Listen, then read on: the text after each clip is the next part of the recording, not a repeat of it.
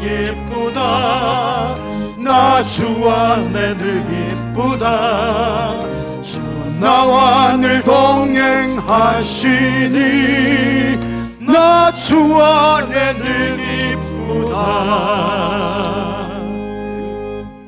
우리 하나님의 은혜와 평강이 여러분 모두에게 함께 하시기를 주의 이름으로 축복합니다. 예수님께서 30세에 하나님의 부름을 받으셨습니다. 공생의 삶을 시작하셨어요. 예수님께서 하나님의 사역을 감당하시는 동안 37가지의 기적을 행하셨습니다. 그 중에는 병을 고치신 사건이 제일 많습니다. 또 풍랑을 잔잔케 하신 사건도 있습니다. 예수님께서 무리도 걸어가셨어요. 죽은 사람을 살리신 기적도 3번 나옵니다. 특히 우리 예수님께서 왕의 권세를 가지시고 산 위에서 복음의 말씀을 전하신 후에 산 아래로 내려오셨습니다. 예수님께서 왕의 권세를 가지고 각각의 놀라운 엄청난 기적을 행하셨습니다. 그것이 마태복음 8장과 9장에 나오는 10가지의 기적입니다. 먼저 예수님께서 나병 환자를 고쳐주셨습니다. 마태복음 8장 1절부터 4절에 나오는 말씀이에요. 또 예수님께서 로마 백부장의 하인을 고쳐주셨습니다. 마태복음 8장 5절부터 13절에 나오는 말씀입니다. 가버나움에 가셨습니다. 베드로의 장모가 열병으로 고통을 당하고 있습니다. 예수님께서 그곳에 가셔서 이 장모의 손을 만지세요. 그랬더니 이 베드로의 장모가 열병에서 깨끗함을 받았습니다. 날이 저물었습니다. 사람들이 귀신 들린 자를 예수님께 데려왔습니다. 예수님께서 말씀으로 귀신들을 쫓아내셨습니다. 그리고 병든 자들을 다 고쳐주셨어요. 마태복음 8장 16절에 나오는 말씀입니다. 그 다음에 4번째 기적이 오늘 이 풍랑을 잔잔케 하신 사건입니다. 예수님께서 산 위에서 산상수훈의 설교를 하셨습니다. 예수님의 말씀을 들은 사람들이 깜짝 놀랐습니다. 그것은 예수님의 말씀에 매우 구원이가 있었기 때문이었습니다. 서기관들이 가르치는 것과는 전혀 달랐습니다. 그리고 예수님께서 산 아래로 내려오셨습니다. 예수님의 소문이 갈릴리 전체에 퍼졌습니다. 수많은 사람들이 예수님께 왔습니다. 얼마나 많은 사람들이 왔던지 예수님께서 그것을 떠나서 저 바다 건너편으로 가자고 말씀하셨습니다. 마태복음 8장 18절에 예수께서 무리가 자기를 애워싸는 것을 보시고 건너편으로 가기를 명하시니라. 너무 많은 사람들이 왔어요. 예수님께서 가만히 계시면 무슨 일이 날 것 같습니다. 그래서 이거 여기 있으면 안 되겠다. 우리 사람들이 없는 저 마을 건너편으로 가자. 예수님께서 말씀하셨습니다. 예수님과 제자들이 배에 올랐습니다. 예수님께서 타신 배가 갈릴리 호수 중간 정도에 왔을까? 갑자기 그냥 엄청나게 센 큰 광풍이 일어났습니다. 거친 파도가 일어나면서 예수님과 제자들이 탄 배가 매우 위험해졌습니다. 예수님은 지금 갈릴리 호수를 지나가고 있습니다. 이 갈릴리 호수는 전체 둘레가 약 53km 정도 됩니다. 동서의 길이는 11km예요. 그 다음에 남북의 길이는 21km입니다. 또 이 호수는 이스라엘 내륙에 위치했는데 평균 수심은 26m입니다. 가장 깊은 곳은 43m입니다. 그런데 이 갈릴리 호수는 해수면보다 210m 낮은 곳에 위치하고 있습니다. 저 갈릴리 호수의 위쪽에는 이스라엘에서 가장 높은 헐몬산이 있습니다. 이 헐몬산은 높이가 2814m예요. 아주 높은 산입니다. 그래서 이곳에는 사시사철 눈이 쌓여 있습니다. 이곳의 공기는 매우 차갑습니다. 반면에 갈릴리 호수는 아주 따뜻해요. 그러면서 해수면보다 훨씬 낮습니다. 그래서 헐몬산의 차가운 기류와 갈릴리 호수의 따뜻한 공기가 만나면서 아주 강하고 센 돌풍이 자주 일어났습니다. 때문에 갈릴리 호수는 기상을 예상하는 것이 쉽지 않습니다. 잔잔한 것 같은데 갑자기 폭풍이 일어나요. 지리적 위치의 특성 때문에 그렇습니다. 예수님과 제자들이 탄 배가 갈릴리 호수에 발생한 광풍으로 인해서 큰 위기를 맞았습니다. 거친 물결에 인해서 배가 전복될 정도였습니다. 24절에 바다에 큰 놀이 일어나 큰 물결이 일어났다는 거예요. 배가 물결에 덮이게 되었을 때 이렇게 말씀하고 있습니다.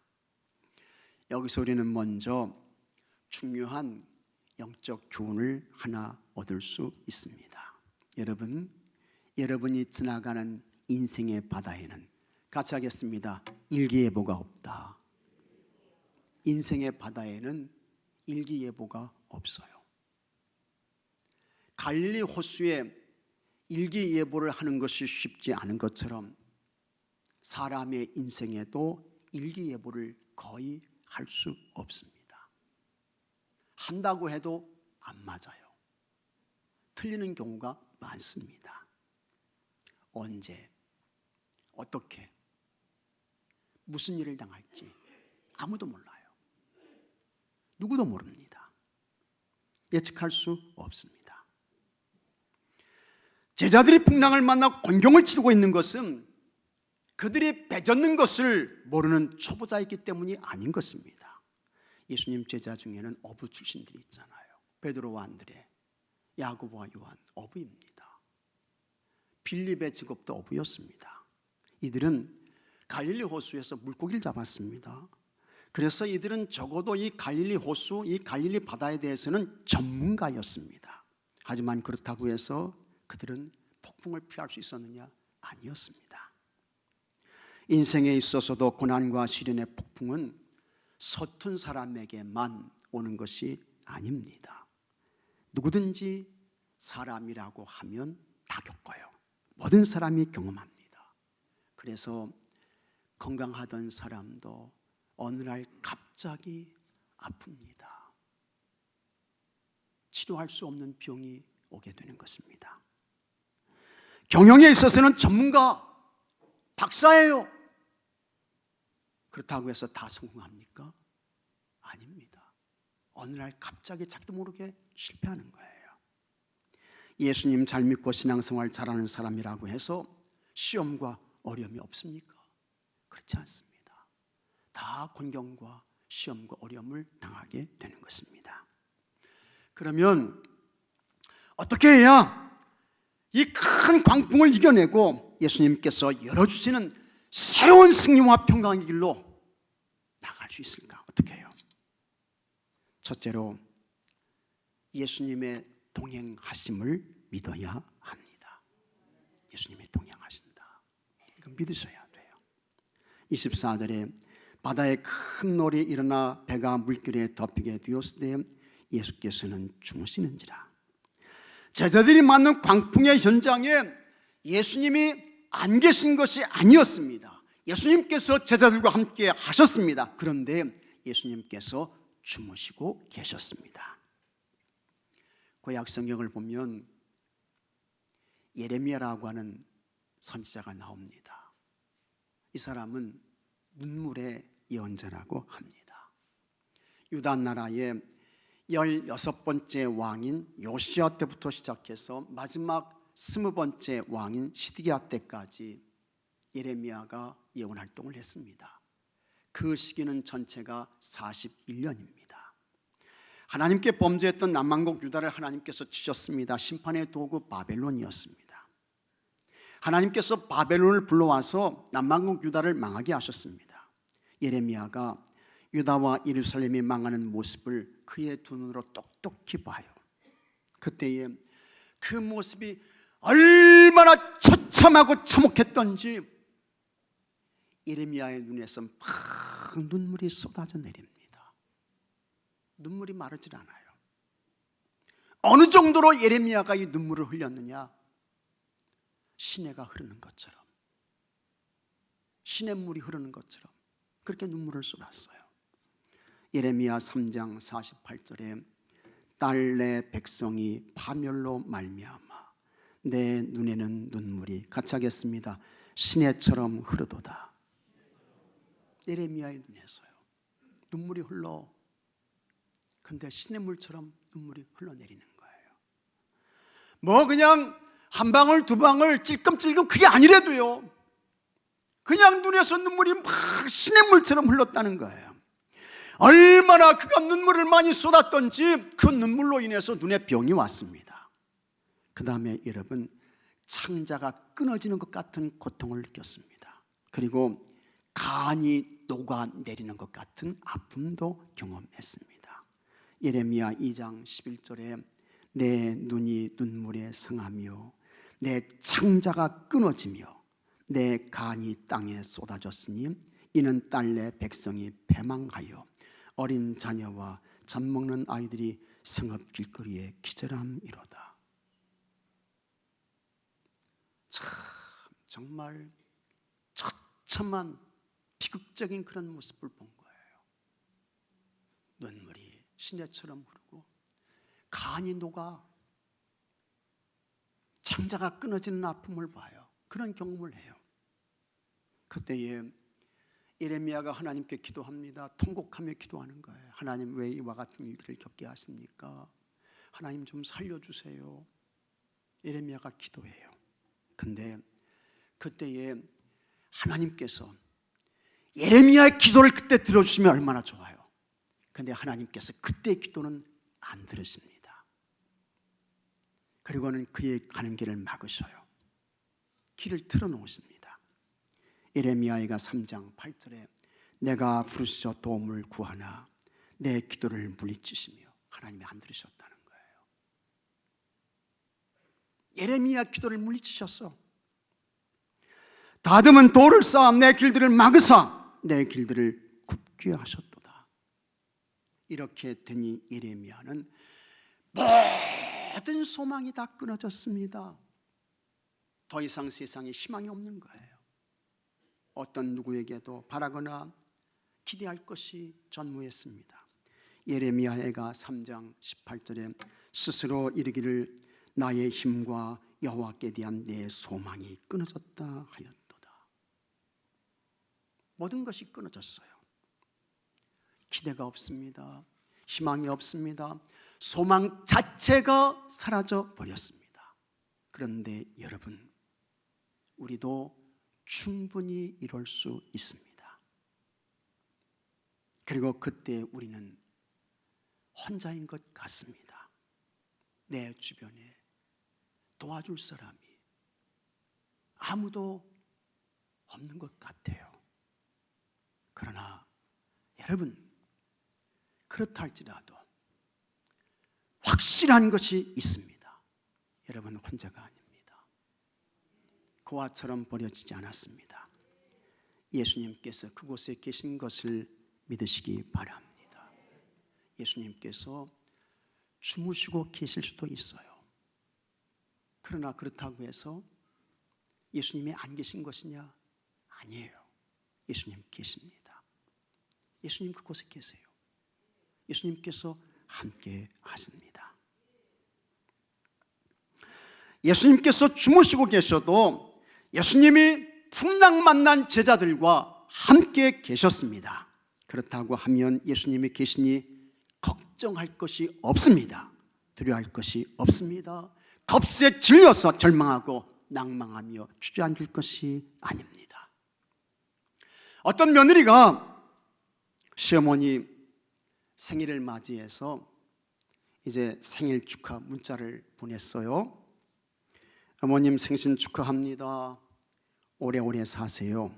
이렇게 보낸다는 것이 그만 며느리가 실수를 해가지고 다음과 같이 문자가 보내졌습니다.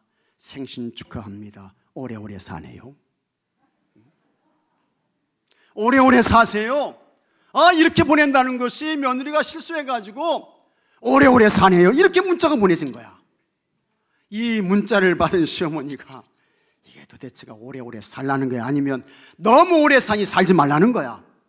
오해할 수 있지요.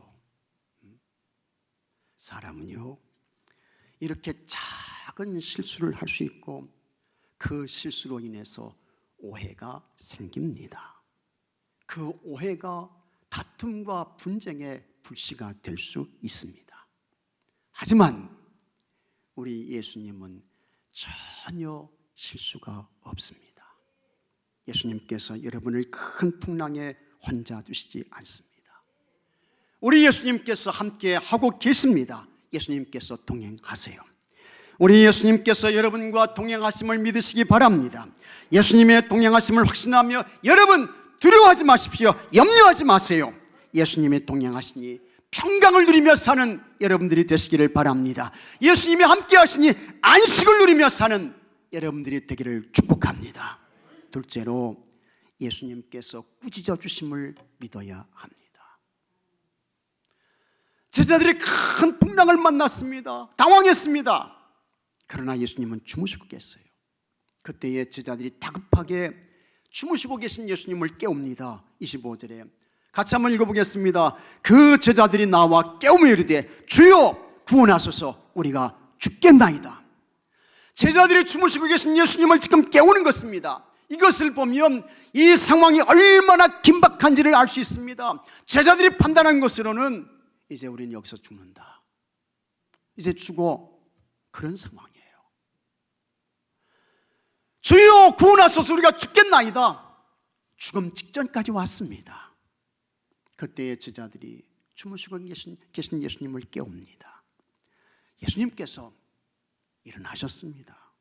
예수님께서 제자들을 책망합니다. 26절에 예수께서 이르시되 어찌하여 무서워하느냐, 믿음이 작은 자들아 하시고 곧 일어나사 바람과 바다를 꾸짖으시니 아주 잔잔하게 되거늘. 먼저 예수님께서 큰 풍랑 앞에서 이 제자들을 책망합니다. 어찌하여 무서워하느냐, 믿음이 작은 자들아. 믿음 없는 제자들을 책망하세요.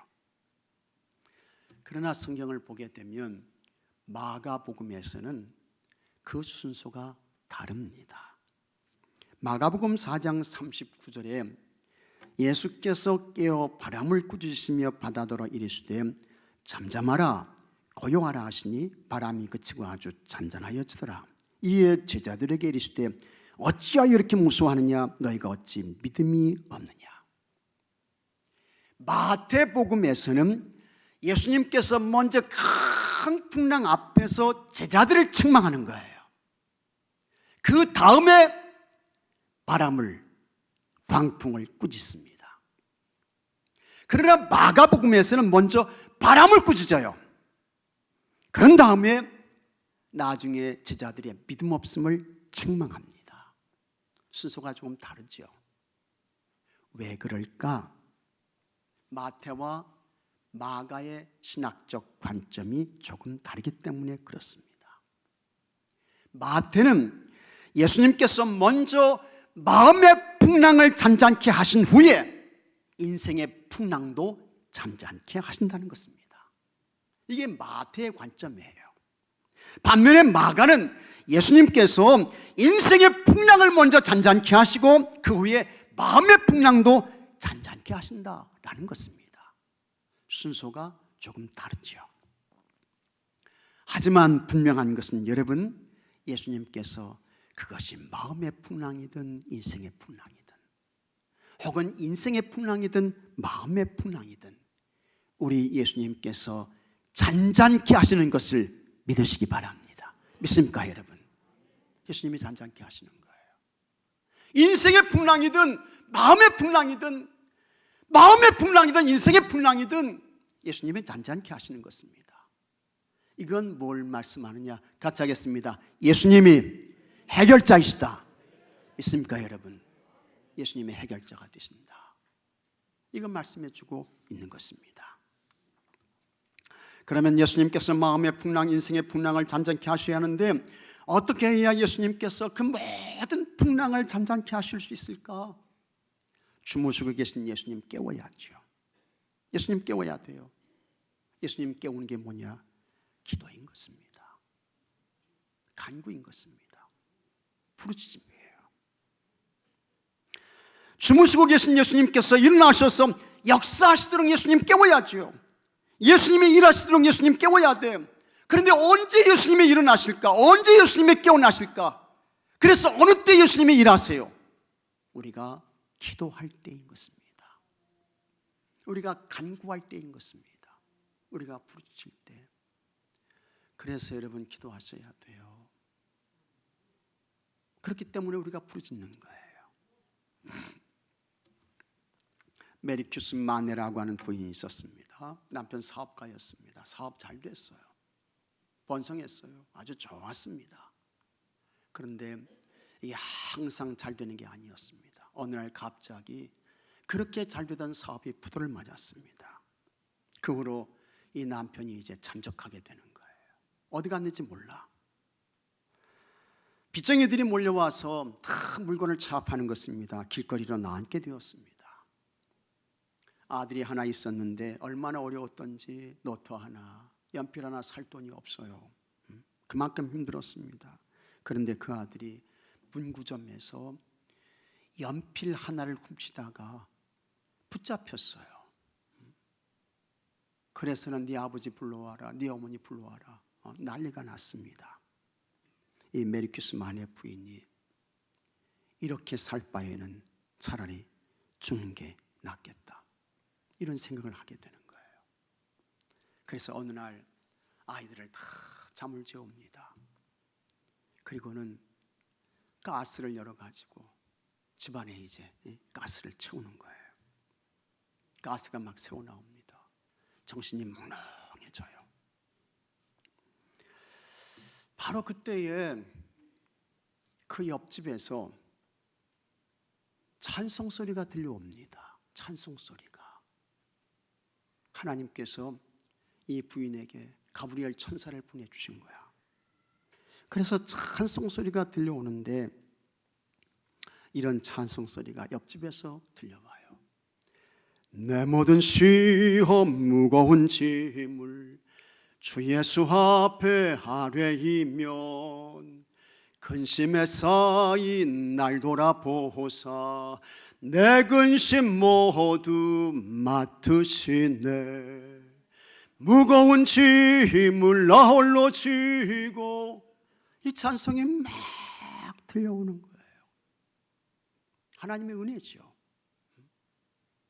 그 순간 이 부인에게 다음과 같은 감동이 오게 됩니다. 그래, 내가 죽을 생각은 하면서 왜 기도할 생각은 하지 못했을까? 성령님의 큰 그와 같은 감동과 책망이 이 부인에게 오게 됩니다.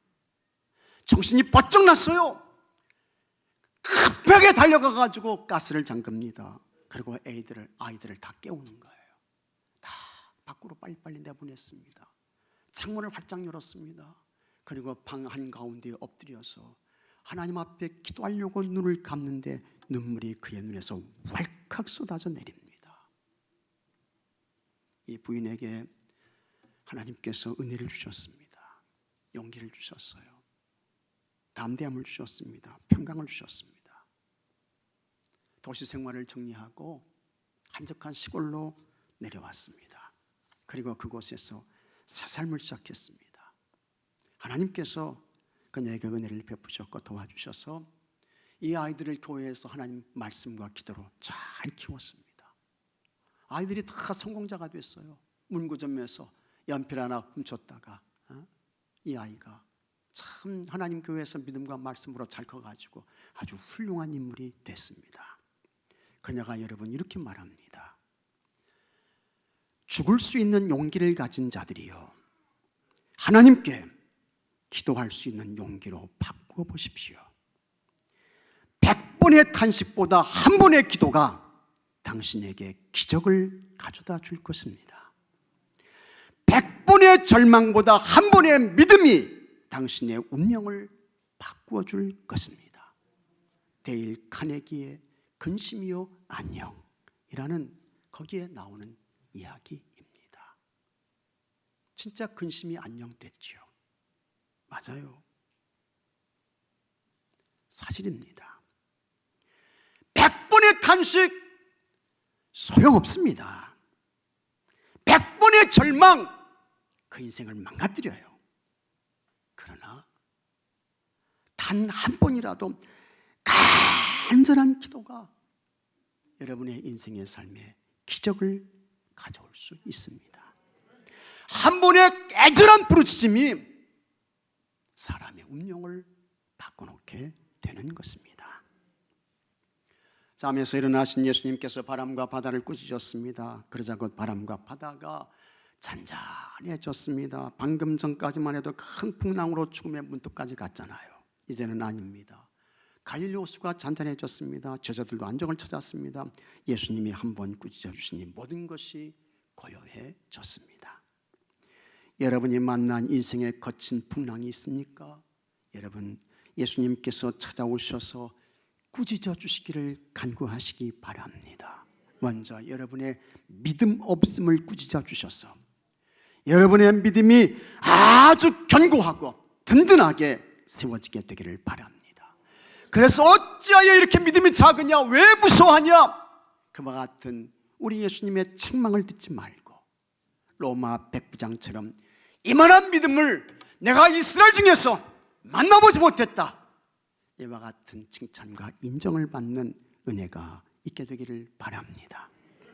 또 여러분의 삶에서 겪는 모든 문제에 대하여 예수님께서 찾아오셔서 꾸짖어 주시기를 기도하십시오. 여러분이 만난 큰 폭풍이 있잖아요. 인생의 광풍이 있잖아요. 예수님께서 꾸짖어 주시기를 간구하셔야 됩니다. 예수님께서 한번 꾸짖어 주시면 그것이 마음의 풍랑이든 인생의 풍랑이든 잔잔케 되는 것입니다. 예수님이 꾸짖어 주시면 어떤 풍랑도 힘을 쓰지 못하고 떠나갑니다. 사라져요. 소멸케 되는 것입니다. 그 다음에 여기서 끝이 아닙니다. 예수님께서 이렇게 말씀하셨습니다. 누가복음 10장 19절에 내가 너에게 뱀과 전갈을 밟으며 원수의 모든 능력을 제어할 권능을 주었으니, 같이 하겠습니다. 너희를 해칠 자가 결코 없으리라 믿으시면 아멘 하시기 바랍니다. 내가 너에게 뱀과 전갈을 밟으며 모든 원수의 능력을 제어할 권능 줬소.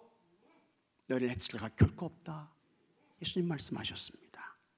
예수님께서 이와 같은 말씀도 하셨습니다. 요한복음 14장 12절에 내가 진실로 진실로 너에게 이르노니 나를 믿는 자는 내가 하는 일을 그도 할 것이요 또한 그보다 큰 일도 하리니 이는 내가 아버지께로 감이라.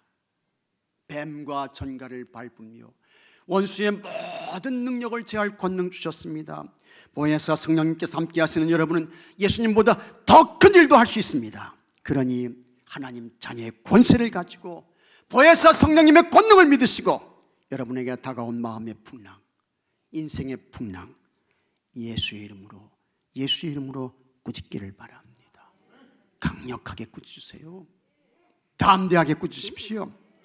그렇게 꾸짖을 때 마음의 풍랑, 인생의 풍랑이 여러분 7길로 쫓겨가게 되는 것을 믿으시기 바랍니다. 셋째로 예수님이 하나님이신 것을 믿어야 합니다. 같이 하겠습니다. 예수님이 하나님이신 것을 믿어야 된다. 예수님께서 바람과 바다를 꾸짖었습니다. 그랬더니 한순간에 바람과 바다가 아주 잔잔해졌습니다. 참 여러분 정말 대단한 사건입니다. 엄청난 표적이에요. 조금 전까지만 해도 제자들은 죽는 줄 알았습니다. 주여 우리를 구원하소 우리가 죽겠나이다. 이게 제자들의 외침이었던 것입니다. 적어도 이 정도였다고 하면 베드로, 안드레, 야고보, 요한, 빌립이 그들이 어부 생활하면서 그들이 겪었던 그와 같은 풍랑보다, 광풍보다 훨씬 크고 강한 것이 어떤 것이 틀림이 없습니다. 한 번도 경험해 보지 못했던 거, 그걸 만난 거예요. 그런데 예수님께서 잠잠하라 고요하라, 꾸짖으니까 그냥 고요해지는 것입니다. 힘을 쓰지 못하고 그냥 잠잠해져요. 그때에 제자들이 크게 놀랍니다. 27절에 그 사람들이 놀랍게 여겨 이르되 이가 어떠한 사람이기에 바람과 바다도 순종하는가 하더라. 아니 이분이 도대체 누구이시기에 이 큰 광풍과 바람이 이분의 이 꾸짖음에 잔잔케 되는 걸까? 도대체 이분이 누구야? 이가 어떤 사람이기에 바람과 바다도 순종해? 이렇게 이제 나오는 것입니다. 여러분, 바람과 바다를 꾸짖어서 잔잔케 하신 이분 누굽니까? 이분이 누구예요? 하나님이신 것을 믿으시기 바랍니다. 하나님이시기 때문에 바람과 바다도 순종하는 것입니다. 하나님은 살아계십니다. 하나님은 참 하나님이십니다. 하나님은 영원하십니다. 예레미야 10장 10절에 오직 여호와는 참 하나님이시요 살아계신 하나님이시요 영원한 왕이시라. 맞아요. 정말 그렇습니다. 그런데 이 하나님은 영이신 하나님이세요. 그래서 이 영이신 하나님은 사람의 눈에 보이지 않는 것입니다.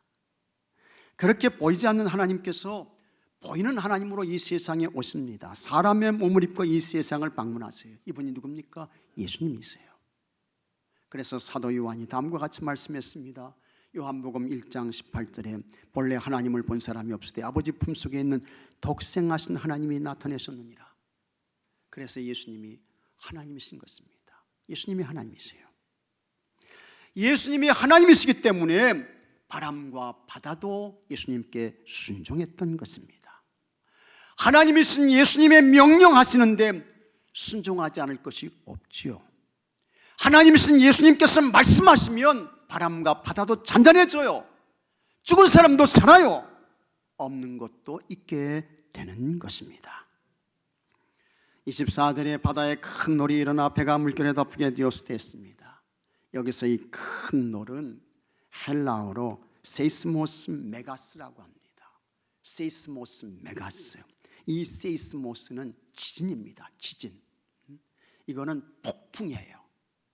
이거는 아주 강력한 엄청난 쓰나미인 것입니다. 그 다음에 메가스는 굉장히 큰, 대단히 큰 그런 의미인 것입니다. 우리가 세상을 살아갈 때에 어느 날 갑자기 감당할 수 없는 엄청난 지진이나 혹은 폭풍이나 쓰나미 이런 것들을 누구든지 만날 수 있습니다. 그러나 그와 같은 순간이나 상황에서도 여러분 하나님이신 예수님께서 함께하고 계시다는 것을 꼭 믿으셔야 합니다. 그때 하나님이신 예수님께서 여러분을 위해 잠잠하라고 고요하라고 명령해 주십니다. 그러면 아무리 그것이 메가톤급 폭풍이나 지진, 쓰나미라 할지라도 힘을 쓰지 못하고 잔잔케 됩니다. 여러분을 결코 해할 수 없습니다. 여러분을 절대로 넘어뜨리지 못해요. 하나님이신 예수님이 꾸짖어 주시고 여러분이 하나님이신 예수님의 이름으로 명령해서 어떤 인생의 풍랑, 지진, 쓰나미에도 휩쓸려 가거나 넘어지지 않고 여러분의 삶에 평안이 있게 되기를 바랍니다. 안식이 있게 되기를 바랍니다. 쉼이 있게 되기를 축복합니다. 다 같이 기도합시다. 하나님 아버지, 우리가 이 세상의 삶을 살아갈 때에 사람이라고 하면 누구든지 어느 날 갑자기 엄청나게 큰 광풍, 쓰나미, 지진 누구든지 만날 수 있습니다. 그때 절망하거나 낙심하지 않게 하여 주옵시고 하나님이신 예수님께서 함께하고 계심을 믿게 하여 주옵소서. 부르짖고 기도하고 간구해서 하나님이신 예수님 깨우게 하여 주시옵시고 예수님께서 꾸짖어 주십니다. 예수님이 말씀하시고 명령하시면 잔잔케 되며 고요하게 되며 평안케 되는 줄로 믿습니다. 아버지 하나님, 예수님이 찾아오셔서 말씀하시고 꾸짖어 주심으로 인하여서 저들의 삶 속에 다시 평안이 있게 하여 주옵시고 쉼이 있게 하여 주옵시고 안식이 있게 하여 주시옵시고 하나님이신 예수님께 주시는 승리를 받고 누리며 사는 주의 성도들 되게 하여 주시옵소서. 우리 주 예수 그리스도 이름으로 기도하옵나이다. 아멘.